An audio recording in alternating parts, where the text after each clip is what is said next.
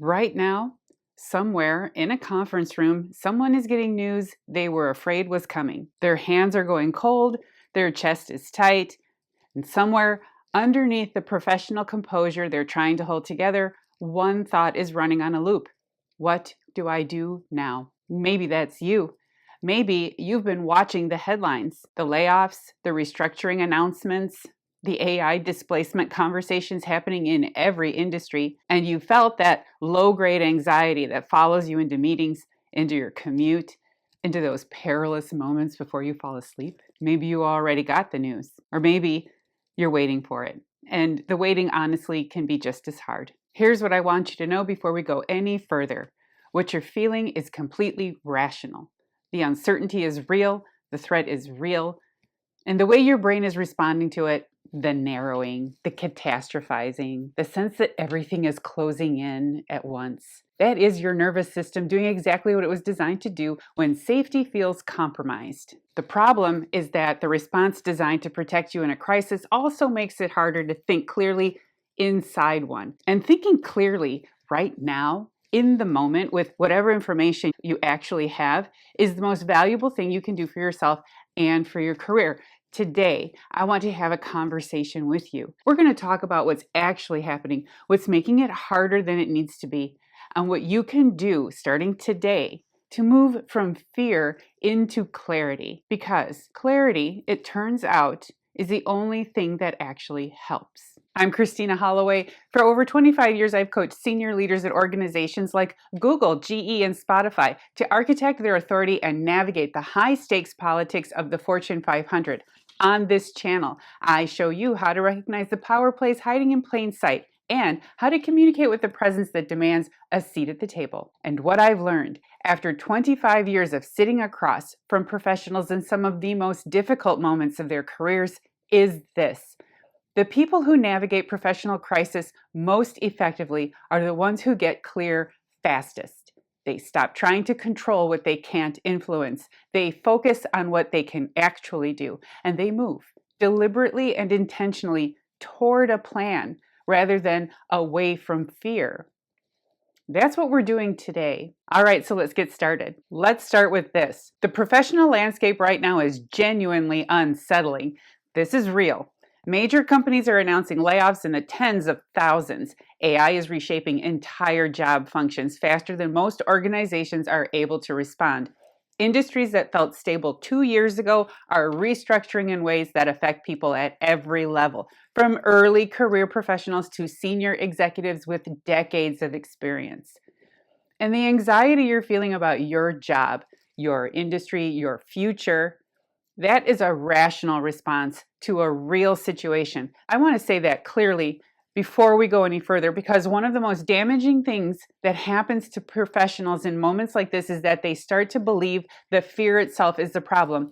If they were stronger, more resilient, more confident, they would feel fine. That framing is wrong, and it makes everything harder. I recently had a group of clients from one company in a leadership development program, senior professionals at a major technology company who went completely quiet after a significant layoff announcement. People I had been working with consistently, people who were engaged, motivated, building towards something, and then the announcement came and they disengaged. That silence is familiar to me. I have seen it many times over 25 years. It's what happens when the brain receives a threat signal and responds the way it was designed to respond, by going inward, going quiet, trying to assess the danger before taking any action. I mean, I did that too when I was laid off from my dream job. The problem is that in a professional crisis, going inward and going quiet feels like safety, and it is actually the opposite of what helps. Here's what I want you to understand about the moment you're in right now. Your job, your title, your salary, your position in an organization is something you do. It's a significant part of your life. It's connected to your identity, your security, your sense of purpose, and your plans for the future. And it is also something that can change. has changed for many people, will change again. The professionals who navigate that change most effectively are the ones who understand one thing clearly going in. The job was always something you had. Your capability, your expertise, your judgment, your relationships, your reputation, those are things you are. And no restructuring announcement, no layoff, no organizational change takes those things away from you. That distinction between what you have and what you are is the foundation of everything we're going to talk about today. Because the fear that follows a job threat is almost always fear about what you have, the title, the income, the stability, the plan. And the clarity that resolves that fear almost always comes from reconnecting with what you are, what you're genuinely capable of, what you've built that travels with you regardless of what happens to the organization you built it inside. I had a client once, a senior leader, deeply capable, respected in her field, who was in the middle of a very difficult professional transition. The company was being acquired. The stress had been building for years. And one day in a meeting where she learned her position was being eliminated, the pressure became physical. She became dizzy and she fainted. She was embarrassed. She felt she wasn't strong enough. Girl, you worked yourself to exhaustion and then collapsed when they threw you aside. They should be embarrassed. People shouldn't be treated that way. And they still let her go. We carry our professional stress in our bodies. The weight of uncertainty, of feeling like the ground is shifting, of trying to hold everything together while the plan changes around you. That weight is real and it has real consequences. You deserve to put some of it down. And the way you put it down is by getting clear, by separating what you know from what you're assuming, by identifying what you can actually influence from what you're trying, and exhausting yourself trying to control. That's what we are going to do together in the next few minutes. So if the fear is rational, and it is, why does it feel so much bigger than the situation sometimes warrants? Why does a rumor about restructuring keep you awake at 3 a.m? Why does one ambiguous comment from your manager send your brain into a spiral that lasts for days? Why does the possibility of job loss feel to so many professionals like the possibility of losing everything? Your brain, under threat, does something very specific. It narrows. So this is ancient. It's wired into the human nervous system at a level that predates professional development frameworks and career coaching and everything else we've built to help people navigate modern working life. When your brain perceives danger, it focuses its entire attention on the threat. It stops generating options. It stops seeing the broader landscape. It locks onto the worst possible outcome and starts treating that outcome as inevitable. Psychologists call this catastrophic thinking, and in a professional context, it sounds like this. If I lose this job, I will lose my income. If I lose my income, I will lose my home. If I lose my home, I will lose everything I've worked for, and I will never recover from this. That chain, from one uncertain event to total devastation, happens in the mind in seconds. And because the brain's very good at building evidence for whatever it has decided is true, it will immediately start finding proof that the worst outcome is coming. The ambiguous comment from your manager, the meeting you were excluded from, the colleague who seemed to know something you didn't. Each piece of information gets filed as confirmation. The spiral gets tighter. The options get fewer. And the professional who's actually capable, experienced, and genuinely resilient starts to feel like they have no way forward. That is catastrophic thinking doing exactly what it was designed to do, and it is working against you. Here's something I want you to sit with for a moment. I have worked with professionals who lost jobs they thought they could never replace, and they found something better. Professionals who were restructured out of organizations they had given decades to and discovered capabilities they never knew they had. Professionals who hit what felt like the end of a road and found that the road continued in a direction they had never considered. The outcome they feared almost never became the reality they lived. And yet, the catastrophic thinking felt completely real while it was happening. The spiral felt logical, the worst case felt inevitable, and the feeling of inevitability is the lie. Because here's what catastrophic thinking does to your decision-making in a professional crisis. It makes you reactive rather than responsive. It makes you small rather than strategic. It makes you focus all of your energy on trying to control the outcome, the announcement, the decision, the thing that is happening at the organizational level that you have no ability to influence. rather than on designing your response to whatever comes. And trying to control what you can influence is where your energy actually belongs. I want to offer you a reframe that I use with clients in exactly this situation, and I want you to try it before we move into the practical part of this conversation. The question your brain is asking right now is probably some version of, what is going to happen to me? And that is a fear question, and fear questions keep you focused on the threat. The question I want you to ask instead is this: what do I actually know right now? And what am I assuming? That's a clarity question. And clarity questions do something fear questions can't. They separate the real from the imagined. They identify the actual facts of your situation, what you know with certainty, from the story your brain has been building around those facts. Write it down if you can. 2 columns: what I know, what I'm assuming. The what I know column is almost always shorter than it feels like it should be. The what I'm assuming column is almost always longer, right? And the gap between what's real and what's feared is where the catastrophic thinking lives. Seeing it clearly is how you start to interrupt that thinking. So you have 2 columns: what you know, what you're assuming. And if you did that exercise honestly, if you really separated the facts from the story your brain's been building around them, something interesting probably happened. The situation started to feel slightly more manageable. The threat started to feel slightly more specific. And specific threats, unlike vague ones, have specific responses. This is where the coaching conversation shifts. Because everything we've done so far, naming what's happening, identifying what's making it worse, separating what's real from what's feared, that work was about clearing the ground. This movement is about building on it. The question changes here. We move from what do I actually know to what can I actually do? And I want to walk you through the same framework I use with clients when we reach this point in the conversation. I call it the Aperture framework because the goal is to expand your field of vision at exactly the moment fear is trying to narrow it.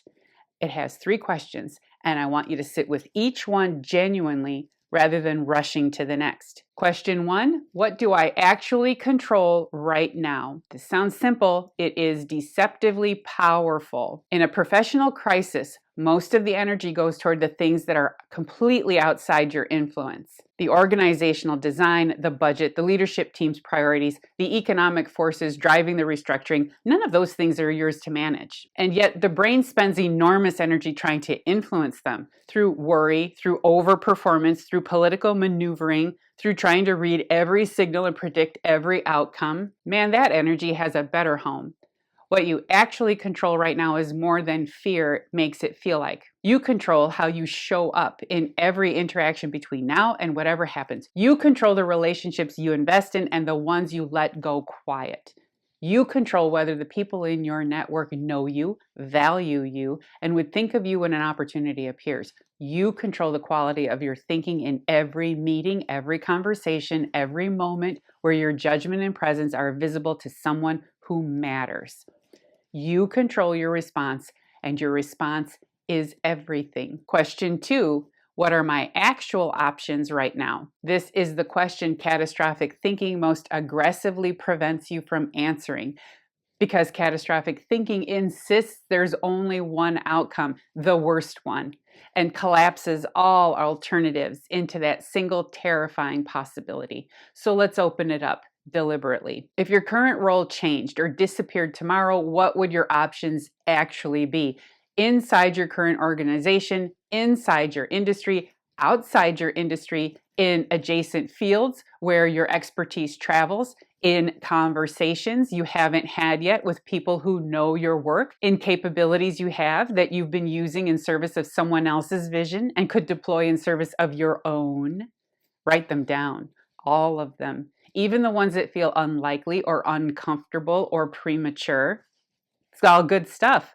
The exercise is about expanding your awareness of what's possible, and your brain, given permission to generate rather than catastrophize, is surprisingly good at this. Most professionals who do this exercise discover something that surprises them. Their options are broader than fear told them. Their expertise is more transferable than they realize. Their network is more valuable than they've been treating it. And the worst case, while real and worth preparing for is only one scenario among many, rather than the inevitable destination fear made it feel like. Question 3, what is the one thing I can do today that moves me forward? This is the question that breaks the paralysis, because one of the most damaging effects of professional anxiety is inaction. The going quiet that I described earlier, the clients who stopped reaching out, stopped planning, stopped moving, that inaction feels like protection, feels like waiting for clarity before acting.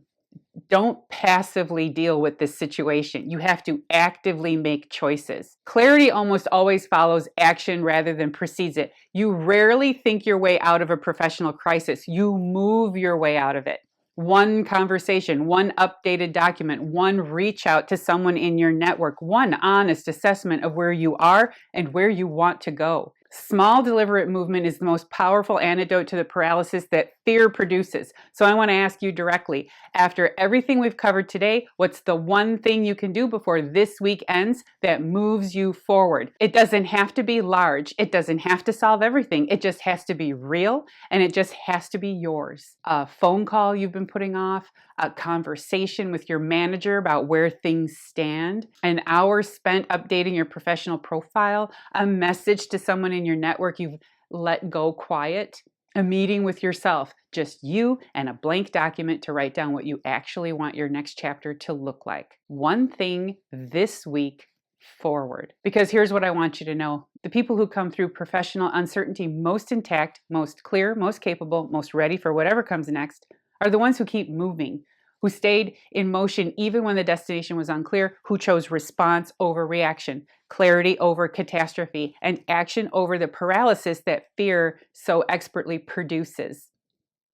You are more capable than this moment is making you feel.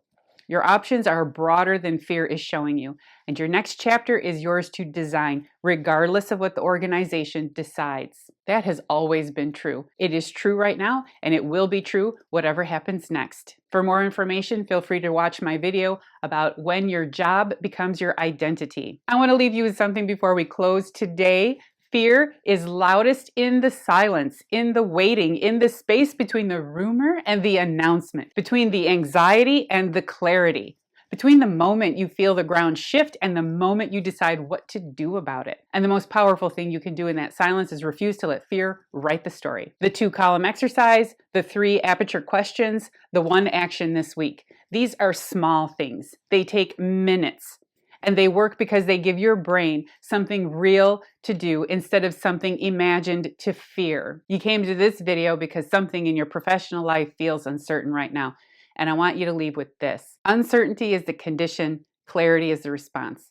And you're more than capable of building one from the other. This is the work. It has always been the work, and it matters more right now in this specific economic moment with these specific pressures on professionals at every level than it has in a long time. If today's conversation landed for you, if something I said named what you've been carrying, I want to hear about it in the comments. Tell me where you are right now. Tell me which question from the Aperture framework hit hardest.